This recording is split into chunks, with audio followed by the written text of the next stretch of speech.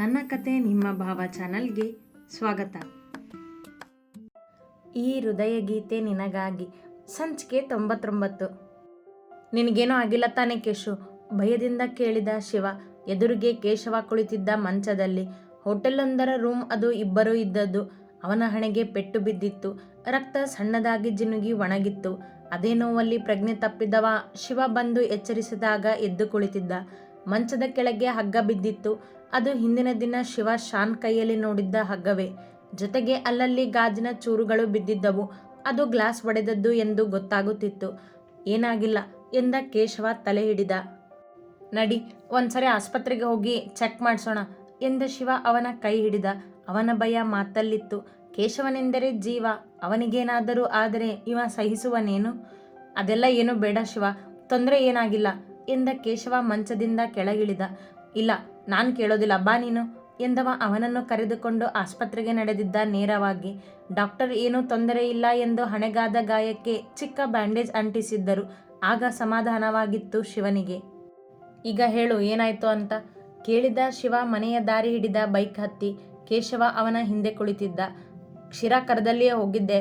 ಎಲ್ಲ ಶಾನ್ ಪ್ಲ್ಯಾನ್ ಇದು. ಮೊನ್ನೆ ಮಾಲ್ನಲ್ಲಿ ನಾನು ಜಗಳ ಮಾಡಿದ್ನಲ್ಲ, ಅದ್ರ ರಿವೆಂಜ್ ತಗೊಳ್ಳೋದಕ್ಕೆ ನೋಡಿದಾನೆ, ಆದರೆ ಆಗಲಿಲ್ಲ ಎಂದ ಕೇಶವ ತನ್ನ ಜೊತೆ ನಡೆದದ್ದನ್ನು ಹೇಳಲು ಶುರು ಮಾಡಿದ. ಅಂದರೆ ಏನಾಯಿತು ಅಂತ ಕರೆಕ್ಟಾಗಿ ಹೇಳು ಕೇಶು. ನಿನಗೆ ತೊಂದರೆ ಕೊಟ್ಟವರನ್ನ ಸುಮ್ಮನೆ ಬಿಡೋದಿಲ್ಲ ನಾನು ಎಂದ ಶಿವನಿಗೆ ಶಾನ್ ಮೇಲೆ ಕೋಪ ಉಕ್ಕಿತ್ತು. ಅವನು ನನಗೆ ವಿಷ ಹಾಕಿ ಸಾಯಿಸಬೇಕು ಅಂತ ಪ್ಲ್ಯಾನ್ ಮಾಡಿದ್ದ ಶಿವ. ಅದನ್ನು ಸುಸೈಡ್ ಅಂತ ತೋರಿಸ್ಬೇಕಿತ್ತು ಎಲ್ಲರ ಮುಂದೆ. ಆ ಹೋಟೆಲ್ಗೆ ಕರೆದು ಅಲ್ಲಿ ಸಿಗೋ ಪಾನೀಯದಲ್ಲಿ ವಿಷಕಾರಿ ಡ್ರಗ್ಸ್ ಮಿಕ್ಸ್ ಮಾಡಿದ್ದ. ನಾನು ಕುಡಿದು ಸತ್ತ ಮೇಲೆ ನನ್ನನ್ನು ಅಲ್ಲೇ ಫ್ಯಾನ್ಗೆ ಹ್ಯಾಂಗ್ ಮಾಡೋ ಉಪಾಯ ಮಾಡಿದ್ದ. ಅದಕ್ಕೆ ಕ್ಷೀರಾನ ಯೂಸ್ ಮಾಡ್ಕೊಂಡಿದ್ದಾನೆ. ಅವಳು ನನ್ನ ಹತ್ರ ಡ್ರಗ್ಸ್ ಬಗ್ಗೆ ಏನೋ ಗುಟ್ಟು ಹೇಳೋ ಹಾಗೆ ಕಾಲ್ ಮಾಡಿಸಿದ್ದಾನೆ ನಿನ್ನೆ ಅವಳಿಂದ. ನಾನು ಒಪ್ಪಿದಾಗ ಕನ್ಫ್ಯೂಸ್ ಮಾಡಿಕೊಂಡು 4-5 ಬಾರಿ ಜಾಗ ಬದಲಾಯಿಸಿದ್ದಾನೆ. ಕೊನೆಗೆ ಹೋಟೆಲ್ ಫಿಕ್ಸ್ ಮಾಡಿದ್ದಾನೆ. ನಾನು ಹೋಟೆಲಿಗೆ ಬಂದಾಗ ಕ್ಷೀರಾ ಬಂದಿದ್ಲು ಆಲ್ರೆಡಿ. ಆ ರೂಮಲ್ಲಿ ಅವಳ ಜೊತೆ ಮಾತಾಡ್ತಾ ಕುತ್ಕೊಂಡಾಗ ಶಾನ್ ಪ್ಲ್ಯಾನ್ ಮಾಡಿರೋ ಹಾಗೆ ಡ್ರಗ್ಸ್ ಮಿಕ್ಸ್ ಮಾಡಿರೋ ಗ್ಲಾಸ್ ತಂದುಕೊಟ್ಟ ಒಬ್ಬ ಸಪ್ಲೈಯರ್. ಇನ್ನೂ ನಮ್ಮಿಬ್ಬರ ಮಾತು ಮುಗ್ದಿರಲಿಲ್ಲ. ಅಷ್ಟರಲ್ಲಿ ರಣದೇವ್ ಬಂದು ಕ್ಷೀರಾ ಕೈ ಹಿಡಿದು ನಡಿ ಹೋಗೋಣ ಇಲ್ಲಿಂದ ಅಂದ. ಯಾಕೆ ಅಂತ ನಾನು ಕೇಳಿದೆ. ಅಷ್ಟರಲ್ಲಿ ನನ್ನ ಎದುರಿಗೆ ಇದ್ದ ಆ ಗ್ಲಾಸ್ನ ಕೆಳಗೆ ಬಿಸಾಕಿ ಒಡೆದು ಹಾಕ್ದ. ಇವರು ಹೊರಗೆ ಹೋಗೋದಕ್ಕೆ ಮೊದಲೇ ಶಾನ್ ಕೂಡ ಬಂದ ಎಂದ ಕೇಶವ ನಡೆದಿದ್ದ ಎಲ್ಲವನ್ನೂ ಶಿವನ ಮುಂದೆ ಹೇಳುತ್ತಿದ್ದ. ಡ್ಯಾಡ್, ಇವತ್ತು ಇವನ ಕತೆನ ಮುಗಿಸ್ಬಿಡ್ತೀನಿ ನಾನು ಎಂದು ಮುಂದೆ ಬಂದ ಶಾನ್ ಕೇಶವನ ಕೊರಳಪಟ್ಟಿ ಹಿಡಿದ. ಅಷ್ಟೇ ಕೋಪದಿಂದ ಕೇಶವ ಶಾನ್ನ ಕುತ್ತಿಗೆ ಹಿಸುಕಿದ. ಶಾನ್ ಬಿಡಿಸಿಕೊಳ್ಳಲಾಗದೆ ಒದ್ದಾಡಿದ. ಕ್ಷೀರಾಳ ಕೈಬಿಟ್ಟ ರಣದೇವ್ ಕೇಶವನಿಂದ ತನ್ನ ಮಗನನ್ನು ಬಿಡಿಸಿಕೊಳ್ಳಲು ಪ್ರಯತ್ನ ಪಟ್ಟಿದ್ದ. ಅದು ಆಗದಿದ್ದಾಗ ಅಲ್ಲಿಯೇ ಇದ್ದ ಹೂದಾನಿಯಿಂದ ಕೇಶವನ ಹಣೆಗೆ ಹೊಡೆದು ಬಿಟ್ಟ. ಅವನ ಪ್ರಜ್ಞೆ ತಪ್ಪುತ್ತಿದ್ದಂತೆ ಮೂವರು ಅಲ್ಲಿಂದ ನಡೆದಿದ್ದರು. ಅದು ಹೇಗೋ ರಣದೇವ್ಗೆ ಇವ್ರ ಪ್ಲ್ಯಾನ್ ಗೊತ್ತಾಗಿತ್ತು ಅಂತ ಕಾಣುತ್ತೆ ಶಿವ. ಅದಕ್ಕೆ ಅವರನ್ನು ಅಲ್ಲಿಂದ ಕರ್ಕೊಂಡು ಹೋದ. ಮತ್ತೆ ಹೇಳ್ತಿದ್ದ, ಶಿವನಿಗೆ ಗೊತ್ತಾದರೆ ಅವನು ನಿಮ್ಮನ್ನು ಜೀವ ಸಹಿತ ಉಳಿಸೋದಿಲ್ಲ ಅಂತ. ಅಷ್ಟೇ ನೆನಪಿರೋದು ನನಗೆ ಎಂದ ಕೇಶವ ಮುಂದೆ ಕುಳಿತಿದ್ದ ಶಿವನ ಮುಖ ನೋಡಿದ. ಅದು ಈಗಲೂ ಹಾಗೆ ಆಗೋದು ಕೇಶು. ಅವ್ರನ್ನ ನನ್ನಿಂದ ತಪ್ಪಿಸ್ಕೊಳ್ಳೋದಕ್ಕೆ ಸಾಧ್ಯನೇ ಇಲ್ಲ. ಇವತ್ತು ಆಗದೆ ಇದ್ರು ನಾಳೆ ಖಂಡಿತ ನೋಡ್ಕೋತೀನಿ ಅವರನ್ನು. ಬೇಡ ಶಿವ, ಈಗ ಸುಮ್ಮನಿದ್ಬಿಡು. ನಮ್ಮ ಪ್ಲ್ಯಾನ್ ಎಲ್ಲ ಹಾಳಾಗಬಾರ್ದು ಅಲ್ವಾ ಎಂದ ಕೇಶವನಿಗಾಗಲಿ ಶಿವನಿಗಾಗಲಿ ಸುಳಿವಿಲ್ಲದೆ ಸಂಚೊಂದು ನಡೆಯುತ್ತಿತ್ತೆಂದು ಗೊತ್ತಾಗುವುದಾದರೂ ಹೇಗೆ? ನನಗೆ ಏನು ಮಾಡಬೇಕು ಅಂತ ಗೊತ್ತು, ನೀನು ಸುಮ್ಮನಿರು ಎಂದ ಶಿವ ದಾರಿ ನೋಡುತ್ತಿದ್ದ. ನನ್ನಿಂದ ನಿನ್ನ ಬರ್ತ್ಡೇ ಸರ್ಪ್ರೈಸ್ ಎಲ್ಲ ಹಾಳಾಯ್ತೇನೋ ಸಣ್ಣ ಧ್ವನಿಯಲ್ಲಿ ಕೇಳಿದ ಕೇಶವ. ನಿನಗಿಂತ ನನಗೆ ಸರ್ಪ್ರೈಸ್ ಹೆಚ್ಚಲ್ಲ. ಅಷ್ಟಕ್ಕೂ ಈಗಲೂ ಟೈಮ್ ಇದೆ, ಏನೋ ಹಾಳಾಗಿಲ್ಲ ಎಂದ ಶಿವ ಮತ್ತೆ ಮಾತನಾಡದೆ ಮನೆ ತಲುಪಿದ. ಗೇಟ್ ದಾಟುತ್ತಿದ್ದಂತೆ ಬೈಕಿನ ಸದ್ದು ಶಕ್ತಿಯ ಕಿವಿಗೆ ಬಿದ್ದಿತ್ತು. ತಿರುಗಿ ಅವನತ್ತ ನೋಡಿದಳು. ಅವ ಬೈಕ್ ನಿಲ್ಲಿಸಿದ. ಅವಳ ಬರ್ತ್ಡೇ ಪಾರ್ಟಿಗೆಂದು ಬಂದಿದ್ದ ಅತಿಥಿಗಳು ಹೊರಟು ಹೋಗಿದ್ದರು. ಮನೆಯವರೆಲ್ಲ ಒಂದು ಕಡೆ ಕುಳಿತು ಊಟದ ತಟ್ಟೆ ಹಿಡಿದಿದ್ದರು. ಶಕ್ತಿ ಮಾತ್ರ ನಿಂತಿದ್ದಳು ಇವರತ್ತ ನೋಡುತ್ತಾ. ಏನಾಯ್ತು ಕೇಶು ನಿನ್ನ ಹಣೆಗೆ ಕೇಳಿದರು ಸುಮತಿ ಅವನನ್ನು ಮೊದಲು ನೋಡಿ. ಎಲ್ಲರೂ ಅವನತ್ತ ನೋಡಿದರು. ಏನಿಲ್ಲ ಆಂಟಿ, ಸಣ್ಣ ಪೆಟ್ಟು ಅಷ್ಟೇ ಎಂದವ ಅಲ್ಲಿದ್ದ ಚೇರಿನಲ್ಲಿ ಕುಳಿತ ಎಲ್ಲರ ಜೊತೆ. ಏನಾಯ್ತು ಕೇಶವ್ಗೆ ಕೇಳಿದಳು ಶಕ್ತಿ. ಶಿವ ತನ್ನೆದುರೇ ಬಂದು ನಿಂತಾಗ ಕೇಶವನ ಹಣೆಯ ಪೆಟ್ಟು ನೋಡಿಯೇ ಅರ್ಥವಾಗಿತ್ತವಳಿಗೆ ಏನೋ ನಡೆದಿದೆ ಎಂದು. ಏನಿಲ್ಲ, ಯಾವುದೋ ಕೇಸ್ ಮೇಲೆ ಹೋಗಿದ್ದ, ಅಲ್ಲಿ ಪೆಟ್ಟಾಗಿದೆ ಅಷ್ಟೇ. ನೀನು ಊಟ ಮಾಡಿಲ್ವಾ? ಬಾ ಊಟ ಮಾಡೋಣ, ಹೊಟ್ಟೆ ಹಸಿವಾಗಿದೆ ಎಂದವನೇ ಅವಳ ಕೈ ಹಿಡಿದು ಊಟದತ್ತ ನಡೆದ. ಸುಳ್ಳು ಹೇಳ್ತಿದ್ಯಾ ಅಂತ ಗೊತ್ತು ನನಗೆ ಎಂದಳು ಅವನ ಜೊತೆಯೇ ತಟ್ಟೆ ಹಿಡಿದು. ಗೊತ್ತು ತಾನೇ ನಿಜ ಹೇಳೋದಿಲ್ಲ ಅಂತ. ಬಾ ಈಗ ಅಲ್ಲಿ ಎಲ್ಲರೂ ಊಟ ಮಾಡ್ತಾ ಮಾತಾಡೋಣ ಎಂದವ ಕೇಶವನಿಗೂ ತಟ್ಟೆಯಲ್ಲಿ ಊಟ ಬಡಿಸಿಕೊಂಡು ನಡೆದ. ಅವನ ಕೈಗೆ ಊಟದ ತಟ್ಟೆ ಕೊಟ್ಟು ಅವನ ಪಕ್ಕದಲ್ಲಿ ಕುಳಿತ. ತನ್ನ ಪಕ್ಕದಲ್ಲಿ ಕುಳಿತುಕೊಳ್ಳಲು ಶಕ್ತಿಗೆ ಸನ್ನೆ ಮಾಡಿದ. ಏನಾಯಿತು ಕೇಶವಾಣೆಗೆ ಎಂದಳು ಶಕ್ತಿ ಕುಳಿತುಕೊಳ್ಳುತ್ತಾ. ಅವನಿಂದ ಏನಾದರೂ ಉತ್ತರ ಸಿಗುವುದೇನೋ, ಆಗ ಅವರ ಸುಳ್ಳನ್ನು ತಾನು ಹಿಡಿಯಬಹುದೆಂದು ಕೇಳಿದಳು. ಏನಿಲ್ಲ ಶಕ್ತಿ, ಸಣ್ಣ ಗಾಯ ಅಷ್ಟೇ ಎಂದ ಕೇಶವ. ಶಿವನ ನೆರಳಲ್ಲವೇ? ನಿನಗೆ ಉಡುಗೊರೆ ತರೋದಕ್ಕೆ ಆಗಲಿಲ್ಲ, ಐ ಆಮ್ ಸಾರಿ ಎಂದ ಕೇಶು. ಬೆಳಗ್ಗೆ ಕರೆ ಮಾಡಿ ಶುಭಾಶಯ ತಿಳಿಸಿದ್ದ ಅವಳಿಗೆ. ಇಬ್ರು ಗುಟ್ಟು ಬಿಟ್ಕೊಡೋದಿಲ್ಲ ಅಲ್ವಾ? ಶಿವನನ್ನೇ ದಿಟ್ಟಿಸಿ ಕೇಳಿದಳು. ಅವ ಅವಳ ಮಾತಿನತ್ತ ಗಮನ ಕೊಡದೆ ಎಲ್ಲರ ಜೊತೆ ಪ್ರೀತಿಯಿಂದ ಮಾತಿಗಿಳಿದ. ಶಕ್ತಿ ಅವನ ಜೊತೆ ಮಾತನಾಡಲಿಲ್ಲ. ಅದನ್ನು ಇವನಿಂದ ಸಹಿಸಲು ಆಗುವುದಿಲ್ಲವಲ್ಲ. ಊಟ ಮುಗಿಸಿ ಕೈ ತೊಳೆಯಲೆಂದು ಹೋದವಳ ಹಿಂದೆಯೇ ಹೋದ ಶಿವ ತಾನು ತಟ್ಟೆ ಹಿಡಿದು. ಯಾಕೆ ಸಪ್ಲೈಯರ್ ಹೆಂಡ್ತಿ ಮುಖ ಉದಿಸ್ಕೊಂಡಿದೀಯಾ ಕೇಳಿದ ಅವಳನ್ನು ಕಾಡಲು. ಮತ್ತಿನ್ನೇನು, ನನಗೇನು ಹೇಳ್ದೇನೆ ಹಾಗೇ ಹೋಗ್ಬಿಟ್ಟೆ, ಬಂದ್ಮೇಲೂ ಸತ್ಯ ಹೇಳ್ತಿಲ್ಲ ನೀನು ಎಂದಳು ಕೈ ತೊಳೆದು ಅವನ ಮುಂದೆ ನಿಂತು. ಎಲ್ಲನೂ ಗೊತ್ತಾಗಬೇಕು ಅನ್ನೋ ಹಠ ಯಾಕೆ ನಿನಗೆ? ಕೇಶು ತೊಂದರೆಯಲ್ಲಿದ್ದ, ಅದನ್ನು ತಿಳಿದು ನಾನು ಇಲ್ಲಿ ಸುಮ್ಮನೆ ಇರೋಕ್ಕಾಗುತ್ತಾ? ಇರ್ತೀನಿ ಅಂತ ನಿನಗನ್ಸುತ್ತಾ ಎಂದವ ಅವಳನ್ನೇ ನೋಡುತ್ತಾ ನಿಂತ. ಅವನ ಮಾತುಗಳು ಅರ್ಥವಾದಾಗ ಮಾತನಾಡಲಿಲ್ಲ ಅವಳು. ಸ್ವಲ್ಪ ನಗ್ತಿರು ನೀನು, ಹೀಗೆ ಮುಖ ಉದಿಸ್ಕೊಂಡಿದ್ರೆ ಚೆನ್ನಾಗಿರೋದಿಲ್ಲ ಎಂದವ ಅವಳನ್ನೇ ನೋಡುತ್ತಾ ಕಣ್ಣು ಹೊಡೆದ. ತುಂಟತನದ ಮಾತುಗಳು ಅವು. ಇಲ್ಲಿ ಎಲ್ಲರೂ ಇದ್ದಾರೋ ಶಿವ ಎನ್ನುತ್ತಾ ಬಂದ ಕೇಶವ. ಶಕ್ತಿ ಮಾತನಾಡದೆ ಅಲ್ಲಿಂದ ನಡೆದಳು. ನೀನು ಅನ್ಕೊಂಡಿರೋ ಹಾಗೇನಿಲ್ಲ ಕೇಶು, ಅವಳಿಗೆ ಎಲ್ಲನೂ ಗೊತ್ತಾಗಬೇಕು, ಅದೇ ಹಠ ಅವಳದ್ದು ಯಾವಾಗಲೂ ಎಂದವರು ಮಾತನಾಡುತ್ತಲೇ ಮತ್ತೆ ಎಲ್ಲರನ್ನೂ ಸೇರಿದರು. ಗಂಟೆ ಕಳೆದಾಗ ಸಮಯ 11 ಆಗಿತ್ತು. ಎಲ್ಲರಿಗೂ ಸುಸ್ತಾಗಿತ್ತು. ಕೇಶವ ಮನೆಗೆ ಹೋಗುವುದು ಬೇಡ, ಅಲ್ಲಿಯೇ ಇರಲೆಂದು ಶಿವ ಹೇಳಿಯಾಗಿತ್ತು. ಇನ್ನವನ ಮಾತು ಮೀರುವುದಿಲ್ಲ ಇವ. ಶಕ್ತಿಗೆ ರಾಯರಿಗೆ ಎಲ್ಲರಿಗಿಂತ ಹೆಚ್ಚು ಖುಷಿ. ಅವರೆಂದೂ ಹೀಗೆ ಎಲ್ಲರ ಜೊತೆ ಕುಳಿತು ಹರಟೆ ಹೊಡೆದವರಲ್ಲ. ಅಷ್ಟಕ್ಕೂ ಯಾರಿರುವರು ಅವರ ಜೊತೆ ಕುಳಿತು ಹೀಗೆ ಮಾತನಾಡಲು? ನಾನಿವತ್ತು ತುಂಬ ಖುಷಿಯಾಗಿದ್ದೀನಿ. ಹೀಗೆ ನನ್ನ ಬರ್ತಡೇ ಯಾವತ್ತೂ ಆಗಿರಲಿಲ್ಲ, ಮರೆಯೋದಿಲ್ಲ ಈ ದಿನನ ನಾನು ಎಂದಳು ಶಕ್ತಿ. ಅವಳ ಮೊಗದಲ್ಲಿ ಎಂದೂ ಇರದ ಸಂತಸ. ಹೌದು, ಯಾವಾಗಲೂ ನಾವಿಬ್ರು ಜೊತೆಗೆ ಶಾರದಮ್ಮ ಅಷ್ಟೇ ಇರ್ತಿದ್ವಿ. ಇವತ್ತು ನೀವೆಲ್ಲ ಇರೋದಕ್ಕೆ ಇಷ್ಟು ಖುಷಿಯಾಗಿದ್ದು ನಮಗೆ ಎಂದರು ರಾಯರು. ನಮಗೂ ತುಂಬ ಖುಷಿ ಆಯಿತು ರಾಯರೇ, ನಾವು ತುಂಬ ದಿನ ಆಯಿತು ಹೀಗೆ ಕುತ್ಕೊಂಡು ಮಾತಾಡಿ ಎಂದರು ಗಂಗಾಧರ್. ನಡೀರಿ ಎಲ್ಲರೂ ಈಗ ಮಲಗೋದಕ್ಕೆ ಎಂದ ಶಿವ ಮೇಲೆದ್ದ. ಯಾಕೋ ಅಷ್ಟೊಂದು ಅವಸರ ಅವನ ಕೈ ಎಳೆದ ಕೇಶವ ಎಂದ. ನನಗೇನೋ ಅವಸರ ಇಲ್ಲ, ನಿದ್ದೆ ಬರ್ತಿದೆ ಅದಕ್ಕಂದೆ ಎಂದವನದ್ದು ನಾಟಕ ಎಲ್ಲರ ಮುಂದೆ. ನಿನಗೂ ನಿದ್ದೆ ಬಂದಿರಬೇಕೇನೋ ಶಕ್ತಿ ಛೇಡಿಸಿದರು ಸುಮತಿ ಶಕ್ತಿಯನ್ನು. ನಾಚಿದ ಶಕ್ತಿ ನಕ್ಕಳಷ್ಟೆ. ಅವಳಿಗೆ ನಿದ್ದೆ ಬಂದ್ರೇನೋ ಬಿಟ್ರೇನೋ, ನಾನು ಮಲಗ್ತೀನಿ, ಗುಡ್ ನೈಟ್ ಎಂದವ ಮನೆಯ ಒಳ ಹೋಗಲು ಹೆಜ್ಜೆ ಇಟ್ಟ. ಶಕ್ತಿನ ಕಳಿಸೋದಿಲ್ಲ ನಾವು ಎಂದರು ಸುಮತಿ ಅವನನ್ನು ಕಾಡಲು. ಒಳ್ಳೆ ಕೆಲಸ ಅದು, ತಿರುಗಿ ನೋಡದೆ ಎಂದವ ನಡೆದಿದ್ದ ಕೋಣೆಗೆ. 10 ನಿಮಿಷವಷ್ಟೇ ಅವಳು ಕಾದಿದ್ದು. ಎಲ್ಲರೂ ಮನೆಯ ಒಳ ಬಂದಾಗ ಕೋಣೆಗೆ ಬಂದಿದ್ದಳು ಅವನನ್ನರಸಿ. ಅವ ಬೆನ್ನು ಮೇಲೆ ಮಾಡಿ ಮುಖ ದಿಂಬಿಗೆ ಒತ್ತಿ ಮಲಗಿದ್ದ. ಶಿವ ಶಿವ ಕರೆದಳು ಮಲಗಿದನೇನೋ ಎಂದುಕೊಂಡು. ಅವ ಮಿಸುಕಾಡಲಿಲ್ಲ. ಇಡಿಯಟ್, ಸ್ವಲ್ಪನೂ ಅರ್ಥ ಮಾಡ್ಕೊಳ್ಳೋದಿಲ್ಲ ಬೇಕೆಂದೇ ಎಂದವಳು ಅವನ ಮೇಲೆ ಕೋಪ ಹೊತ್ತು ಬಾಲ್ಕನಿಯಲ್ಲಿ ಹೋಗಿ ನಿಂತಳು. ಅವಳಿಗೂ ಆ ರಾತ್ರಿಯ ಅರಿವಿತ್ತು. ಸುಳಿವು ಬೆಳಗ್ಗೆಯೇ ಸಿಕ್ಕಿತ್ತು. ಆದರೂ ಕಾಡುವವನ ಮೇಲೆ ಹುಸಿ ಮುನಿಸವಳಿಗೆ. ಆಸೆ ಹೊತ್ತು ಕಾಯುತ್ತಿದ್ದವ ಅವಳನ್ನು ಕಾಡಿ ಮಲಗಿಬಿಡುವನೇನು? ನಿಧಾನವಾಗಿ ಕಣ್ತೆರೆದು ನೋಡಿದ ಅವಳು ಎಲ್ಲಿರುವಳೆಂದು. ಬಾಲ್ಕನಿಯಲ್ಲಿ ಕೈಕಟ್ಟಿ ನಿಂತಿದ್ದಳು ಇವನಿಗೆ ಬೆನ್ನು ಮಾಡಿ. ಸದ್ದಿಲ್ಲದೆ ಎದ್ದು ಅವಳತ್ತ ಬಂದವ ಅವಳ ಬೆನ್ನು ಅಪ್ಪಿದ. ಅದು ಅವನೇ ಎಂದು ಗೊತ್ತಿದ್ದ ಶಕ್ತಿ ಹೆದರಲಿಲ್ಲ. ಕೋಪನ ನನ್ನ ಮೇಲೆ ಕೇಳಿದ ಅವಳ ಭುಜದ ಮೇಲೆ ಮುಖವಿಟ್ಟು. ಅದೆಷ್ಟು ಕಾಡ್ತೀಯ ನನ್ನನ್ನು ಎಂದಳು ಮುನಿಸಲ್ಲೇ. ಗೊತ್ತಿತ್ತವಳಿಗೆ ಅವ ಮಲಗಿಲ್ಲವೆಂದು. ನಿನ್ನ ಮೇಲೆ ಪ್ರೀತಿ ಜಾಸ್ತಿ, ಅದಕ್ಕೆ ಕಾಡ್ತೀನಿ ಎಂದವ ಅವಳ ಭುಜಕ್ಕೊಂದು ಮುತ್ತಿಟ್ಟ. ಮೌನವಾಗಿ ನಿಂತಳು. ಹೇಗಿತ್ತು ಇವತ್ತು ನಿನ್ನ ಬರ್ತಡೇ ಪ್ರೀತಿಯಿಂದ ಕೇಳಿದ. ತುಂಬ ಚೆನ್ನಾಗಿತ್ತು, ಹೇಳಿದ್ನಲ್ಲ ಮರೆಯೋಕ್ಕೆ ಆಗದೆ ಇರೋ ಅಂಥದ್ದು ಎಂದಳು ತುಸು ಮುನಿಸು ತೊರೆದು. ಹೀಗೆ ಯಾವಾಗಲೂ ಖುಷಿಯಾಗಿರಬೇಕು ನೀನು ಎಂದವ ಹಿಡಿತ ಬಿಗಿ ಮಾಡಿ ತಬ್ಬಿದ ಅವಳನ್ನು. ನಿನ್ನ ಜೊತೆಗಿದ್ರೆ ಯಾವಾಗಲೂ ಖುಷಿಯಾಗಿರ್ತೀನಿ ನಾನು ಎಂದಳು ಪ್ರೀತಿಯಿಂದ ತನ್ನನ್ನು ಬಳಸಿದ್ದ ಅವನ ಕೈಗಳನ್ನು ಹಿಡಿದು. ನಾನು ನಿನ್ನ ಜೊತೆಗೇ ಇರ್ತೀನಿ, ಆದರೆ ಈ ನಿನ್ನ ಬರ್ತ್ಡೇ ಮತ್ತೆ ನೆನಪಾಗೋ ಹಾಗೆ ಮಾಡೋದು ಬೇಡವಾ? ಅಂದರೆ ಅರ್ಥ ಆಗಲಿಲ್ಲ ನನಗೆ ಎಂದಳು ಅವನತ್ತ ಮುಖ ತಿರುಗಿಸಿ. ಗೊತ್ತಿದ್ದು ನಾಟಕ ಮಾಡ್ಬಿಡ ಸಪ್ಲೈಯರ್ ಹೆಂಡ್ತಿ ಎಂದವ ಅವಳನ್ನು ತನ್ನ ತೋಳುಗಳಲ್ಲಿ ಎತ್ತಿಕೊಂಡ.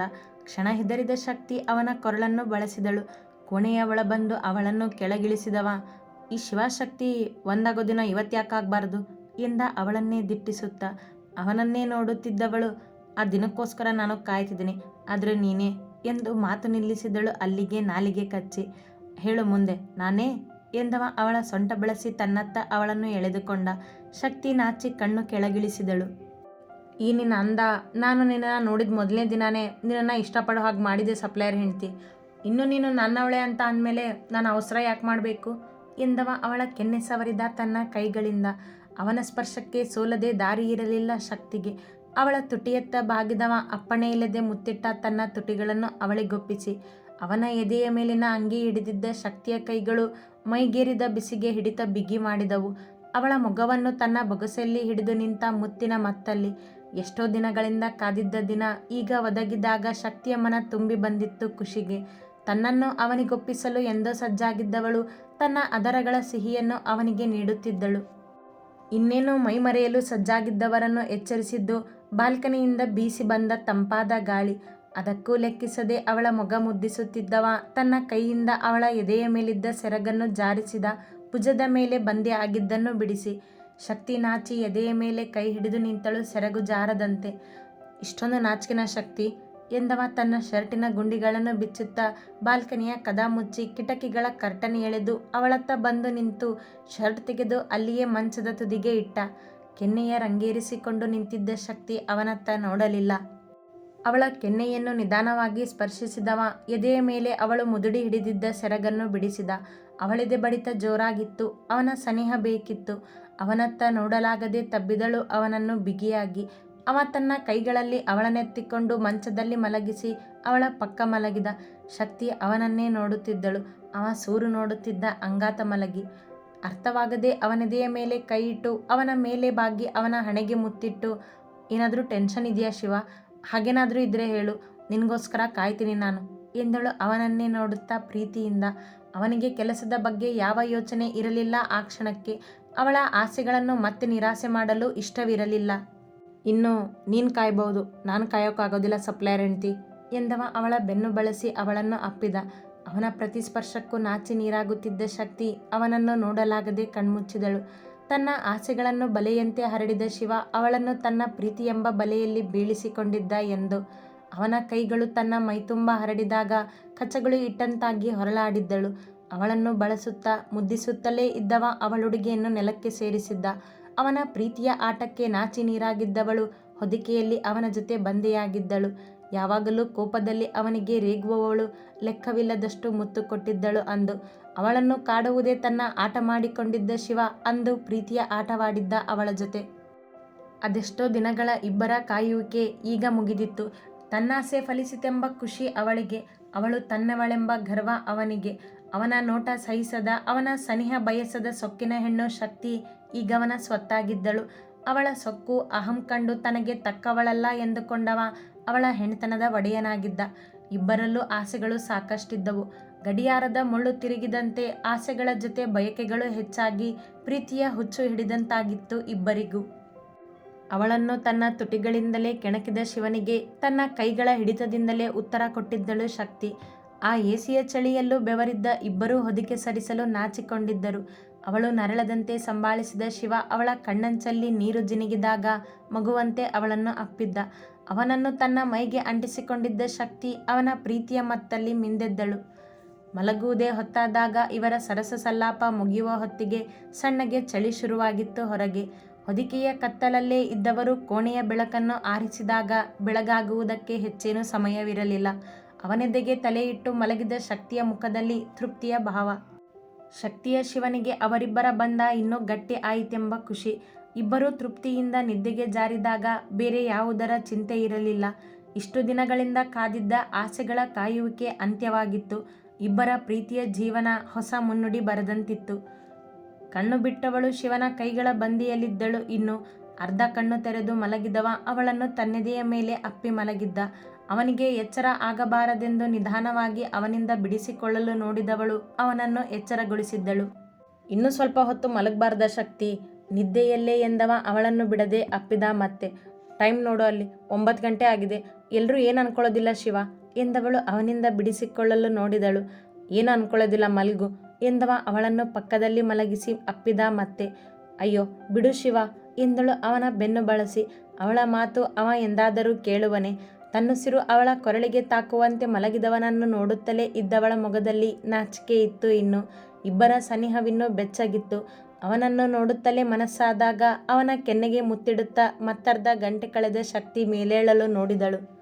ಆಫೀಸ್ಗೆ ಹೋಗೋದು ಬೇಡ ಇವತ್ತು ನೀನು ಎನ್ನುತ್ತಾ ಅವಳ ಸೊಂಟ ಹಿಡಿದು ಎಳೆದು ಮತ್ತೆ ಪಕ್ಕದಲ್ಲಿ ಮಲಗಿಸಿಕೊಂಡ. ಹಾಗಾದರೆ ನೀನು ಸ್ಟೇಷನಿಗೆ ಹೋಗ್ಬೇಡ ಎಂದಳು ಅವನ ಕೆನ್ನೆ ಸವರುತ್ತಾ. ಹೋಗಲೇಬೇಕು ನಾನಿವತ್ತು, ಮುಖ್ಯವಾದ ಕೆಲಸ ಇದೆ ಎಂದವ ಕಣ್ಮುಚ್ಚಿಯೇ ಇದ್ದ. ಇನ್ನು ನಾನು ಹೋಗಲೇಬೇಕು. ಹಾಗಾದರೆ ಈ ಶಿವ ಹೇಗೆ ಕೆಲಸದಲ್ಲಿ ಯಾರಿಗೂ ತಲೆಬಾಗೋದಿಲ್ವೋ, ಈ ಶಕ್ತಿನೋ ಹಾಗೆ ಎಂದಳು ಅವನ ಹಣೆಗೆ ತುಟಿ ಒತ್ತಿ. ಒಪ್ತೀನಿ, ಆದರೆ ಒಂದು ಕಂಡೀಷನ್ ಎಂದವ ಕಣ್ತೆರೆದು ನೋಡಿದ ಅವಳನ್ನೇ. ಬೆಳದಿಂಗಳು ಅವಳು ಅವನಿಗೆ ಆ ಬೆಳಗಿನಲ್ಲೂ. ಏನು ಎಂದು ಕೇಳಿದವಳಿಗೆ ಉತ್ತರಿಸದೆ ಅವಳನ್ನು ಮತ್ತೆ ತನ್ನ ವಶಕ್ಕೆ ಪಡೆದು ಮುದ್ದಿಸಲು ಶುರು ಮಾಡಿದ. ಅವನ ಕಂಡೀಷನ್ ಅವಳಿಗೆ ತಿಳಿದಾಗಿತ್ತು ಆಗ. ಬಿಡು ಶಿವ ಎಂದವಳನ್ನು ಮತ್ತೆ ಮತ್ತೆ ಕಾಡಿದ್ದ ಪ್ರೀತಿಯಿಂದ. ಸಮಯದ ಅರಿವಿಲ್ಲದೆ ಇಬ್ಬರ ತುಂಟಾಟದಲ್ಲಿ ಮತ್ತೆ ಗಂಟೆ ಕಳೆದಿತ್ತು. ಏನಿವತ್ತು ಇಷ್ಟೊಂದು ತಡವಾಗಿದ್ದಿದೆಯಾ? ರಾತ್ರಿ ಚೆನ್ನಾಗಿ ನಿದ್ದೆ ಮಾಡಿದೆಯೋ ಇಲ್ವೋ? ಛೇಡಿಸಿ ಕೇಳಿದ್ದರು ಸುಮತಿ ಶಕ್ತಿ ಕೆಳಗಿಳಿದು ಬಂದಾಗ. ಆಗಲೇ ಎಲ್ಲರ ತಿಂಡಿ ಮುಗಿದು ಬೇರೆಯ ಕೆಲಸಗಳಲ್ಲಿ ತೊಡಗಿದ್ದರು ಅಡಿಗೆ ಮನೆಯಲ್ಲಿ. ಹಾಗೇನಿಲ್ಲ ಆಂಟಿ ಎಂದ ಶಕ್ತಿಯ ನಾಚಿಕೆಯೇ ಅವರಿಗೆ ಉತ್ತರ ಹೇಳಿತ್ತು. ಬೇಗ ಮೊಮ್ಮಗನ ಕೊಟ್ಬಿಡು ಶಕ್ತಿ, ಮತ್ತೇನು ಕೇಳೋದಿಲ್ಲ ನಾನು ನಿನ್ನ ಹತ್ರ ಎಂದರು ಮೀನಾಕ್ಷಿ. ಶಕ್ತಿ ನಕ್ಕಳಷ್ಟೇ. ಇವರ ತುಂಟತನದ ಮಾತುಗಳು ಸಾಗಿದಾಗ ಶಿವ ತಯಾರಾಗಿ ಕೆಳಗೆ ಬಂದ. ಶಿವನೂ ಬಂದ. ತಿಂಡಿ ಬಡಿಸ್ತೀನಿ ಅವನಿಗೆ ಎಂದವಳು ಡೈನಿಂಗ್ ಟೇಬಲ್ನತ್ತ ಬಂದಳು. ನೀನು ತಿಂಡಿ ತಿನ್ನೋ ಅವನ ಜೊತೆ, ನಾನು ಬಡಿಸ್ತೀನಿ ಎಂದ ಮೀನಾಕ್ಷಿಯವರು ಇಬ್ಬರಿಗೂ ತಿಂಡಿ ಬಡಿಸಿದರು. ಯಾಕೋ ಶಿವ, ತುಂಬ ಸುಸ್ತಾಗಿತ್ತಾ? ಅವನಿಗೂ ಛೇಡಿಸಿದರು ಸುಮತಿ. ಹಾಂ ಅತ್ತೆ, ಈ ಶಕ್ತಿ ಬರ್ತ್ಡೇ ಅಂದರೆ ಸುಮ್ಮನೆ ಅಲ್ವಲ್ಲ ಎಂದವ ಶಕ್ತಿಯನ್ನು ನೋಡಿ ಕಣ್ಣು ಹೊಡೆದ. ಅವನ ತುಂಟತನಕ್ಕೆ ಅವನ ತೋಳಿಗೊಂದು ಪೆಟ್ಟು ಕೊಟ್ಟ ಶಕ್ತಿ. ಎಲ್ಲರೂ ಇವತ್ತೇ ಛೇಡಿಸಿದರೆ, ನೀನೇನು ಎಲ್ರಿಗೂ ಹೇಳಿದ್ದೇನು ನಮ್ಮಿಬ್ಬರ ಬಗ್ಗೆ? ಸಣ್ಣ ಧ್ವನಿಯಲ್ಲಿ ಅವನ ಕಿವಿಯಲ್ಲಿ ಪಿಸುಗುಟ್ಟಿ ಕೇಳಿದಳು. ಇಲ್ಲ, ಮತ್ತೆ ಎಲ್ರಿಗೂ ಹೇಗೆ ಗೊತ್ತು? ಇಷ್ಟೊಂದು ತಡವಾಗಿ ಎದ್ದು ಬಂದಿದ್ದೀವಿ ಅಂದರೆ ಅನುಮಾನ ಬರದೇ ಇರುತ್ತಾ? ನೀನು ಬೇರೆ ನಾಚ್ಕೊಂಡಿದ್ಯಾ, ಅಂದಮೇಲೆ ಗೊತ್ತಾಗುತ್ತೆ ಎಲ್ರಿಗೂ ಎಂದವ ತಿಂಡಿ ತಿಂದು ಮುಗಿಸಿದ. ಶಿವ, ನಾವು ಊರಿಗೆ ಹೋಗೋದು ಕೇಳಲೋ ಬೇಡವೋ ಎಂಬ ಭಯದಲ್ಲಿ ಕೇಳಿದರು ಮೀನಾಕ್ಷಿ ಅವನ ಪಕ್ಕದಲ್ಲಿ ಬಂದು. ಶಕ್ತಿಯ ಬರ್ತ್ಡೇ ಮುಗಿಯುವವರೆಗೂ ಅಷ್ಟೇ ಅಲ್ಲವೇ ಅವರೆಲ್ಲ ಇರಲು ಒಪ್ಪಿದ್ದು. ಇದನ್ನು ಸಂಜೆ ಮಾತಾಡೋಣ ಅತ್ತೆ, ಅವನಿಗಿಂತ ಮೊದಲೇ ಎಂದ ಶಕ್ತಿ ಕೈ ತೊಳೆದು ಮೇಲೆದ್ದಳು. ಸಂಜೆ ಮಾತಾಡೋ ಅಂಥದ್ದು ಏನಿಲ್ಲ ಶಕ್ತಿ, ಇವತ್ತೊಂದಿನ ಇರೋದಾದರೆ ಇರಲಿ, ನಾಳೆ ಬೆಳಗ್ಗೆ ಹೋಗಲಿ ಎಲ್ಲರೂ ಎಂದವ ಮೇಲೆದ್ದು ನಿಂತ. ಎಲ್ಲರೂ ಒಟ್ಟಿಗೆ ಇರೋಣ ಶಿವ ಪ್ರೀತಿಯಿಂದ ಬೇಡಿದಳು. ಆ ಸಮಯ ಖಂಡಿತ ಬರುತ್ತೆ ಶಕ್ತಿ, ಆದರೆ ಈಗ ಬೇಡ. ನಿನ್ನೆ ಕೇಶವನ್ಗೆ ಗಾಯ ಆಗಿರೋದನ್ನು ನನಗೆ ಸಹಿಸೋಕ್ಕಾಗ್ತಿಲ್ಲ, ಅರ್ಥ ಮಾಡ್ಕೊತೀಯಾ ಅಂದ್ಕೊಂಡಿದ್ದೀನಿ ಪ್ರೀತಿಯಿಂದಲೇ ಹೇಳಿದ ಅವ. ಸರಿ, ನಿನ್ನ ನಿರ್ಧಾರಕ್ಕೆ ನನ್ನ ಒಪ್ಪಿಗೆ ಇದೆ ಎಂದಳು ಮತ್ತೆ ವಾದಿಸದೆ. ಅವಳಿಗೂ ಅವನ ಕೆಲಸದ ಬಗ್ಗೆ ತಿಳಿದೇ ಇತ್ತು. ಗುಡ್, ನಾನು ಹೋಗಿ ಬರ್ತೀನಿ, ಮಧ್ಯಾಹ್ನ ಊಟಕ್ಕೆ ಬರೋದಿಲ್ಲ ನಾನು ಎಂದವ ಹೊರನಡೆದ. ಶಾನ್ಗೆ ಉತ್ತರ ಕೊಡಬೇಕಿತ್ತು ಅವ ಅಂದು. ಅವ ನಡೆದು 10 ನಿಮಿಷಕ್ಕೆ ಶಕ್ತಿಯು ಕಂಪನಿಯತ್ತ ನಡೆದಳು.